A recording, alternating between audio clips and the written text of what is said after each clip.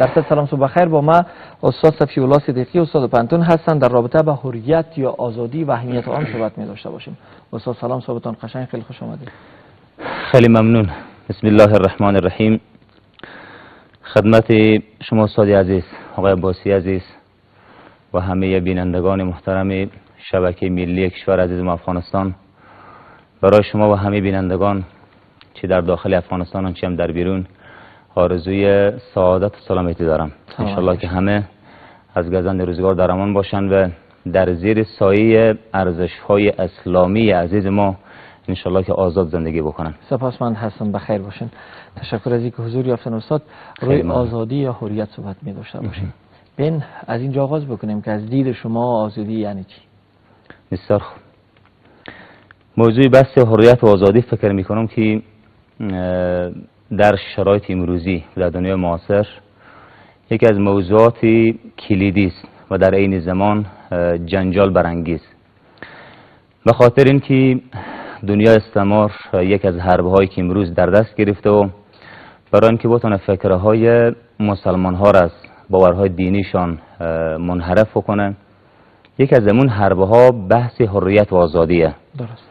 خصوصا بیشتر محور بحثی سازمان استعماری هم بالای نسلی زنی جوامع اسلامیه، چون زن محور کلیدی تمدن اسلام و حتی تربیت نسل سالم قرار داره. فقط کار میکنن که این ارزش و این سرمایه را از ما بگیرن و زنها را مطابق به فکرهای خودشان به اصطلاح تربیت بکنن. اگر در خصوصی ارزش آزادی صحبت بکنیم و دید اسلام، فکر میکنم که آزادی جایگاهی اون پیوند عمیق با جایگاه خود انسان داره. درست. انسان خود همان موجودی است که الله سبحانه و تعالی او را سرآمد کل پدیده های جهانی هستی معرفی کرده و انسان همان پدیده است که همه پدیده های جهانی هستی به خاطر انسان ایجاد شده. الله سبحانه و تعالی میفرمایند هو الذی خلق لكم ما فی الارض جمیعا. تمامی پدیده های جهانی هستی برای انسان آفریده شده. شمس و قمر، منظومه های آسمانی، دشت و بیابان، درختان، کل زمین و آسمان برای انسان آفریده شده. و وقتی که انسان خودش یک موجودی تا به این سرحد ارزشمند و گرامی است، چگونه میتونه که انسان گرامی باشه در حالی که برای این فکره آزادی داده نشده باشه؟ درست. پس خود آزادی انسان جایگاه اون بستگی به جایگاه خود انسان داره. انسان بزرگترین موجود زمین و خود آزادی هم عالیترین صفت برای این موجود باید قرار بگیره. درست. استاد، زندگی آزاد یک شخص در محور آزادی روی کدام موارد زیادتر میچرخه و کدام موارد را ما باید داشته باشیم که ما آزاد گفته شویم؟ بسیار خوب. برای اینکه موضوع دانسته بشه مگر یک موازنه صورت بگیره. درست. موازنه در میان شناخت آزادی از دید اسلام و شناخت آزادی از دید غرب. خیلی خوب.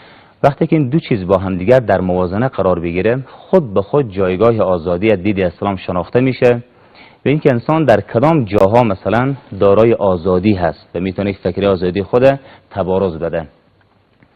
استاد شما نگاه کنین که خداوند تبارک و تعالی بدون قید همه انسانها را در پیدایش آزاد آفریده. هر انسان آزاد به دنیا آمده. وقتی که انسان آزاد به دنیا آمده، انسان در میادین مختلف میتونه که این آزادی خود آشکار بکنه.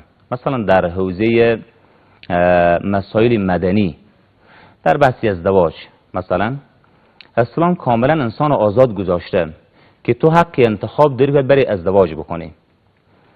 در ازدواج باز یک سری شرایط وضع کرده که تا ما بتونیم این محور از سایر سازمان هایی که یا ادیان و مذاهبی که در دنیا وجود داره تفکیک بکنیم، یک سری شرایط وضع کرده. یعنی به این معنی که آزادی در اسلام بدون قید و شرط نیست، بلکه دارای ضوابط هست و دارای قواعد، برخلاف آنچه که دنیای غرب میگن که انسان خودش خدای خود در زمینه، هر شکل میخواد انتخاب بکنه، هر شکل میخواد انجام بده و کسی نمیتونه بالا انسان محدودیت ها رو وضع بکنه. ما به این باور نیستیم، ولی اسلام میگه انسان آزاده، او حق انتخاب داره در دین، حق انتخاب داره در عقیده، حق انتخاب داره در مسائل مدنی، حق انتخاب داره در ملکیت، حق انتخاب داره مثلا در تحصیل. کدام رشته رو انتخاب میکنی؟ خب برو انتخاب بکن، اشکالی وجود نداره. حق انتخاب داره در لباس، آزاد کاملا، ولی مشروط بر این که کل این مسائل در چارچوب همان ضوابطی باشه که اسلام برای ما معرفی کرده.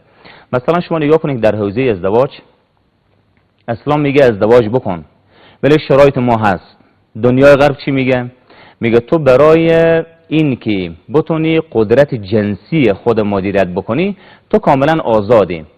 پس یک زن میره، خیلی معذرت میخوام، با مرکب ازدواج میکنه، یکی میره با سگ ازدواج میکنه، یک مرد میره به اصطلاح با سگ ازدواج میکنه، میره با یک مرکب ازدواج میکنه، و یکی این که میره به اصطلاح دو تا جنس هم جنسگرایی رو برای خود انتخاب میکنن، یک مرد زن میشه، یک مردم شوهر میشه. اینها باورهای دنیای غربه، ولی اسلام میگه تو حق داری که برای مدیریت قدرت جنسی خود انتخاب بکنی، ولی در چارچوبی که ما تعیین کردیم. اگر در صورتی که باز این چارچوب در نظر گرفته نشد، جای این که انسان بتونه از کرامت انسانی خود دفاع بکنه، انسان از قاعده زندگی انسانی در دنیای حیوانیت داخل میشه. به این اساس اسلام یک سری ضوابط رو با این مسئله تعیین کرده. درست. ما آزادی فردی داریم و آزادی اجتماعی داریم. چقدر ارتباط مستقیم داره و چقدر تحت تاثیر قرار میگیره وقتی ما آزادی اجتماعی رو فکر میکنیم، چقدر تحت تاثیر آزادی فردی قرار میگیره؟ دقیقاً. اصول وقتی که ما از آزادی بحث میکنیم، درست، آزادی در اسلام داره ضوابطه، یعنی همین ضوابط پاسخگوی همین سواله. مثلا یکی از جمله شاخصه های آزادی ما در اسلام تا دنیای غرب، یعنی که آزادی ما توازن در بین فرد و جامعه داره. خیلی خوب. توازن در بین فرد و جامعه داره.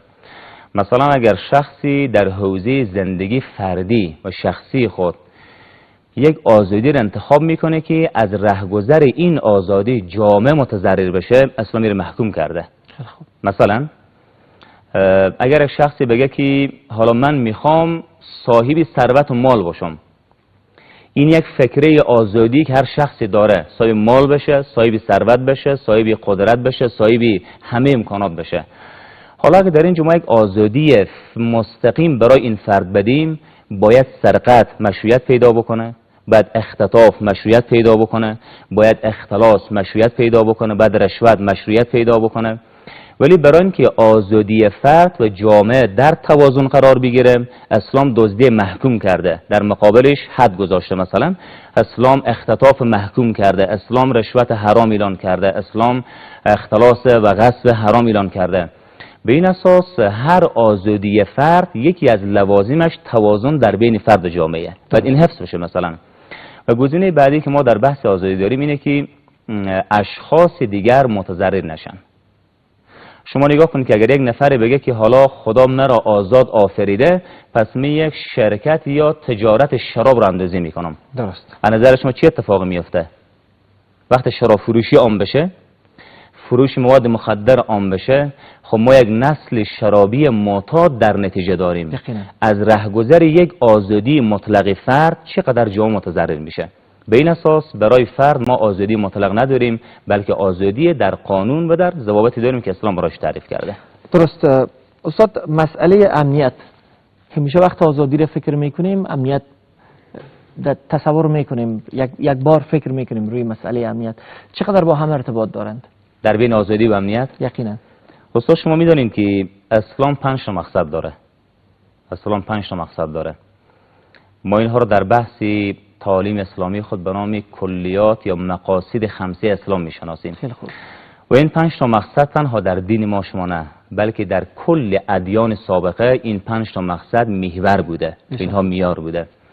یکی از اونها حفظ دین، 2 حفظ جان، 3 حفظ مال، 4 حفظ عقل و 5 حفظ نسب. اسلام برای هر یکی از اینها یک به اصطلاح حد و تعزیر گذاشته. اگر شخص قتل بکنه باید قصاص بشه. اگر کسی رفت مال شخص دزدی کرد باید دست یا قطع بشه.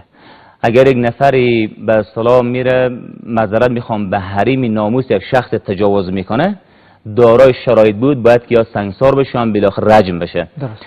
و اگر کسی به اصطلاح سبب اختلال مسائل فکری و عقلانی یک شخص میشه باید که دره بخوره. شما نگاه کنین چی زمان جامعه انسانی به امنیت میرسه؟ زمانی که ما آزادی مطلق برای فرد ندیم. اگر آزادی مطلق برای فرد داده شد دین ما در خطر قرار میگیره. در اونجا برای پیغمبر کاریکاتور میکشن، برای صحابه توهین صورت میگیره، حتی برای خداوند اهانت های صورت میگیره. اگر ما آزادی مطلق برای فرد بدیم دیگه مال و ثروت ما در امنیت نیست، همه اختلاس میشن، اختطاف میشن، ترورها صورت میگیره. اگر در صورتی که ما برای اشخاص آزادی مطلق بدیم باید که فکره زنا شیوع پیدا بکنه در این جایی که نسل ما در خطر قرار میگیره. اگر برای انسان آزادی مطلق بدیم در این جا دیگه ما اون عقل سلیمی که مناط تکلیف در اسلام دیگر به جای خود نمیمونه. به این اساس امنیت جامعه بستگی به چگونگی آزادی همون جامعه داره. مثلا شما نگاه کنید که در دنیای غرب بر حال آزادیشون کاملا مطلقه. دختر یک فرد که از خانه بیرون میشه تا بازار میره برمیگرده چقدر مورد تهاجم قرار میگیره. ولی کشور اسلام ما چگونه است؟ یک خواهری با اون حجاب وقتی بیرون میشه با یک هیکل مملو از هیبت بیرون میشه، حتی کسی هم نمیتونه که به سایه مقدسش نگاه بکنه، چون این آزادی در محور همون ضوابطیه که اسلام براش تعریف کرده. پس در بین آزادی و امنیت جامعه طبعا که یک رابطه عمیق وجود داره، چیزی که اسلام براشون تعریف کرده. درست. و در قسمت آزادی بیان حد و حدود گماشتیم؟ آزادی بیان طبعا شما استاد در جریان هستین که اولین دینی که برای بشریت آزادی بیان داده اسلام عزیزه. یقینا اسلام عزیزه. حالا دنیای غرب مدافعین فکره هست ولی اشتباه میکنن. آزادی بیان برای هر انسانی داده شده که از همون فکر خود و از همون باور خود در هر سرزمینی که زندگی میکنه، چی سرزمین مربوط به اسلامه چی مربوط به کفره، باید فکری آزاد داشته باشه. ولی همون آزادی بیانی که سببی متضرر شدن و سببی تهاجم و سببی حمله بر باورهای دیگران نشه. مثلا شما نگاه کنید که ما یک مثال زنده بر حال داریم. ما در افغانستان بر حال یک سری تبعهایی داریم که مربوط خود افغانستان نیست. مثلا سیک هایی که ما در افغانستان داریم، نه حالا اونها با دین اسلام با ما شما مشترک نیستن، ولی کاملا اونها از جای دیگری آمدن. ولی شما خبر دارین که به هر حال اونها آزادی بیان دارن، در امثال دارن، به هر حال شکل خودشان عبادت میکنن، از همون فکره خود دفاع میکنن و حتی دولت اسلامی ما در مناسبت های منحصر خودشان از اون امنیت هم میگیره. این آزادی بیانه. ولی اگر آزادی بیانی که سبب حمله و مقدسات بشه، سبب حمله به اندیشه و اهانت ها بشه، سبب بشه که افراد در اونجا تحقیر بشن، همچین آزادی بیان ما نداریم. حالا میخوام یک مثال بزنم که ما در دوران دولت پیشین یک سری مجامع یا سازمان های در اینجا داشتیم در کابل، در خیلی از ولایات افغانستان. در اونجا بر صحابه پیامبر صلی الله علیه و حمله صورت گرفت. در اونجا افرادی بودن که مستقیما با باورهای دینی ما به اصطلاح حمله میکردن و تلاش میشد که حجاب اسلامی زنهای مسلمان در اینجا به تاراج کشیده بشه و حتی حجاب به عنوان زندان معرفی شده بود و در اینجا کار به جا رسیده بود که حتی مسلمانان خود ما در مقابل اسلام خود موقف گرفته بودند. اینها باورهایی بود که دنیای غرب و سازمانهای بیرون تحت نام آزادی بیان برایشان داده بود. حتی کار به جا رسیده بود که میگفتن که زن هم باید شوهر خود طلاق بده. دقت کرده بودین؟ زیر نام آزادی بیان حتی قرار بود که در پارلمان تصویب بشه که مردان که صلاحیت طلاق زنان دارن خب زن هم بتونه شوهر خود طلاق بده. با این شرایط از نظر شما چی اتفاقاتی میافتاد؟ خیلی خطرناک. اسلام عزیز بله آزادی بیان داده و آزادی بیان در چارچوبی که در اونجا هم مقدسات دینی ما محفوظ بشه و هم افراد به اصطلاح توهین و تحقیر نشن و هم ارزش‌های دینی ما محفوظ بمونه. ولی در دنیای غرب شما نگاه کنین که به هر حال شما در کدام کشوری غربی میتونین نشان بدین که مناره مسجد بلند باشه از بلندگوی صدای الله اکبر بیرون بشه؟ دارین شما؟ اونا مدافع آزادی بیانن، ولی آزادی بیان فقط برای اون افرادی است که بتونن همون عیاشی و فساد خود تبارز بدن. برای کسی که از عقیده خود دفاع بکنه، عقیده خود آشکارا بکنه، هیچ آزادی بیان وجود نداره. به هر حال شما در اونجا نمیتونید که صدا اذان بلند بکنین چون دولت ممانعت میکنه. پس چگونه آزادی بیان استی؟ درست. معرفی کردم. رسانه ها چقدر نقش داره در این قسمت فعلا؟ رسانه ها دقیقاً رسانه ها اگر در قالب یک مثال تمثیل بشه میتونیم گفته که همه انسانیت در دنیای امروز کالبدهایی هستند که این رسانه ها میتونن روح معنا و ارزش های واقعی و مفاهیم درست از این رهگذر در اون کالبدها بدمن تا زنده بشن. مشهود بر این که رسانه جایگاه خود بشناسه و رسانه وظیفه اساسی خود درک بکنه و رسانه بفهمه که نقش ما در تبارز کرامت انسانی در کجاست. اگر رسانه ها این جایگاه رو درک بکنن، رسانه ها از یک مقام بسیار بلند در هر جامعه قرار داره و نقش عالی خود بازی میکنه. درست. استاد، به دست آوردن آزادی کار دشوار است، ولی حفظ آزادی دشوارتر از او. او حفظ کنیم. ما چگونه میتونیم با کدام راه ها حفظ بکنیم؟ دشمن میخواد از کدام مسیرها حمله بکنه؟ چند گزینه را شما بیان داشتین و که بیدار باشیم، آزادی امت را ما نگه بداریم و در قانونی که خداوند متعال بر ما برگزیده در مو مسیر حرکت بکنیم. بسیار عالی. اصلا شاید این جمله انشالله که جنجال برانگیز نباشه و شما میدانین که اگر ما خواسته باشیم که آزادی اسلامی خوده به شکل درست حفظ بکنیم و ملت ما با ما همگام و همراه باشن و یکی از راهکارهای عمده همینه که فشارها رو از سر ملت و مردم کم بکنیم. شما میدانید که در قرن 14 وقتی کلیسا وارد میدان میشه و تحت نام این که همه ملت و مردم تابع فکرهای کلیسا بشن، یک سری فشارهای از سوی کلیسا بر مردم تحمیل شد و این فشارها کار به جای رساند که مردم و ملت به فکره امانیسم رو آوردند. امانیسم یعنی چی؟ امانیسم یعنی انسان مداری و عقل محوری، یا با تعبیر دیگر مردم به این نتیجه رسیدن که انسان خودش خدای خود در روی زمینه. درست. الانسان هو الاله یفعل ما یشاء و یترک ما یشاء. انسان خودش خدای خود در زمینه، چیزی را میخواد انجام بده، چیزی را میخواد ترک بکنه. این فکره امانیسم از کجا سرمنشأ گرفت؟ از فشارهای افراطی کلیسا. اگر ما خواسته باشیم که فکرهای آزادی خود از روی تحمیل و فشار بالای ملت ها به قبولانیم، نه تنها سبب حفظ آزادی نمیشه بلکه سبب گریز مردم از آزادی اسلامی به سمت آزادی های تباه کننده غربی میشه. یک راهکار همیست که ما خیلی از راهی آسانی و از نرمی از این راه ها وارد بشیم، سبب میشه که ما بتونیم ارزش های آزادی اسلامی خود برای ملت ها حفظ بکنیم. راه دوم اینه که ما ملت ها رو از روی باور به ایدئولوژی مطلع بسازیم. شما خبر دارید که اولین واژه‌ای که اسلام فرستاده واژه اقرا بوده. اقرا، بخوان. این اقرا دو تا قدرت تولید میکنه، یک قدرت ایدئولوژیکی و دو قدرت تکنولوژیکی. وقتی که ملت ها میخونن، بر اساس همین خوندن اینها به قدرت ایدئولوژی میرسن. قدرت ایدئولوژی همان قدرتی است که عمر فاروق قبل از این قدرت دختر را زنده به زیر خاک میکرد، میگفت این حیوان مویدار چرا زندگی بکنه و این یک موجودی مصرفی است، جای این در زیر خاکه.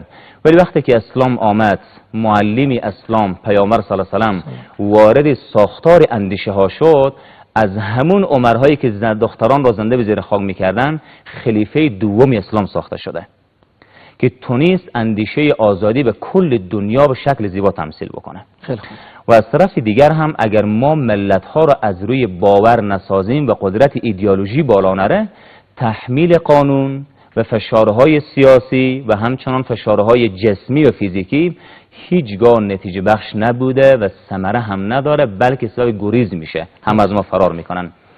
و همچنان قدرت تکنولوژی ایجاد میکنه. نگاه کنیم ملت‌هایی که امروز میخوانن بر اساسی که ایدئولوژیشون ساخته شده، حالا با اون معتقدات خودشان، با اون دین و باور خودشان دارن، امروز تونستن که موشک‌های هایپرسونیک بسازن، امروز تیارهای قاره پیما و تیارهای بی سرنشین بسازن، موشک‌های قاره پیما بسازن، موشک‌های مافوق سود بسازن. خواندن این هر دو تا قدرت ایجاد میکنن. ولی اگه در صورتی که ما ملت‌ها رو نساختیم، شاید بعضی از ملت‌ها بتونن از سیستم‌های تکنولوژی مدرن باشن، ولی از طرف دیگر باز در مقابل یک گاو خم میشه سجده میکنه، بعد معذرت میخوام پیشاب یک گاو مینوشه به عنوان شفا استفاده میکنه. این چنین به در نمیخوره.